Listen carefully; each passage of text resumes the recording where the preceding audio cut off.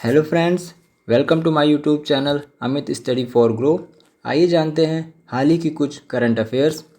First, Hurun rich list 2025 जारी कर दी गई है, जिसमें शंघाई में दुनिया में सबसे ज़्यादा अरबपति हैं और भारत 284 अरबपतियों के साथ विश्व स्तर पर तीसरे स्थान पर हैं। और मुकेश अंबानी एशिया के सबसे अमीर व्यक्ति अभी भी हैं। सेकेंड, L&T फाइनेंस लिमिटेड ने भारतीय क्रिकेटर जसप्रीत बुमराह को अपना ब्रांड एम्बेसडर घोषित किया है।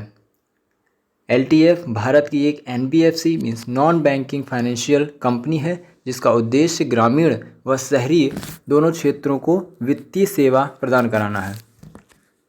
थर्ड, चल्ला श्रीनिवासुलु शेट्टी, जो वर्तमान में SBI के अध्यक्ष हैं, उन्हें भारतीय बैंक संघ के नए अध्यक्ष के रूप में चुना गया। ये अगले वार्षिक आम बैठक तक इस पद पर रहेंगे। फोर्थ, सुनील कक्कड़ को मारुति सुजुकी में पूर्णकालिक निदेशक नियुक्त किया गया और उनका कार्यकाल 1 अप्रैल 2025 से 31 मार्च 2028 तक रहेगा। इन्होंने मारुति सुजुकी में 35 वर्षों से अधिक काम किया है। फिफ्थ, रजनीत कोहली, जो पहले ब्रिटानिया इंडस्ट्रीज़ के CEO थे, उन्होंने हिंदुस्तान यूनिलीवर HUL में खाद्य पदार्थ के कार्यकारी निदेशक के रूप में नियुक्त हुए। हिंदुस्तान यूनिलीवर में Kissan, Bru, north, Horlicks, Brooke Bond, Lipton जैसे आदि ब्रांड शामिल हैं। सिक्स, अंतर्राष्ट्रीय रामायण कॉन्क्लेव श्रीलंका में आयोजित हुआ। इस सम्मेलन में भगवान श्री राम के वैश्विक प्रभाव और श्रीलंका में रामायण से जुड़े ऐतिहासिक स्थलों की महत्ता पर चर्चा की गई। सेवेंथ, प्रचंड प्रहार त्रिसेवा सैन्य अभ्यास में दिखा सैनिकों की ताकत।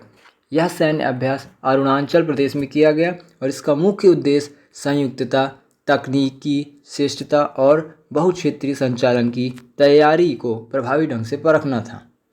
एट्थ, अंतर्राष्ट्रीय शून्य अपशिष्ट दिवस हर साल 30 मार्च को मनाया जाता है और इसका मकसद वैश्विक स्तर पर अपशिष्ट प्रबंधन को बढ़ावा देना और टिकाऊ उत्पाद और उपभोग को बढ़ावा देना है।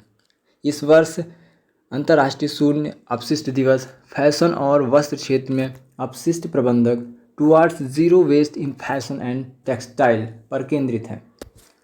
स्टीव वा को ऑस्ट्रेलिया भारत संबंध सलाहकार बोर्ड के केंद्र में नियुक्त किया गया।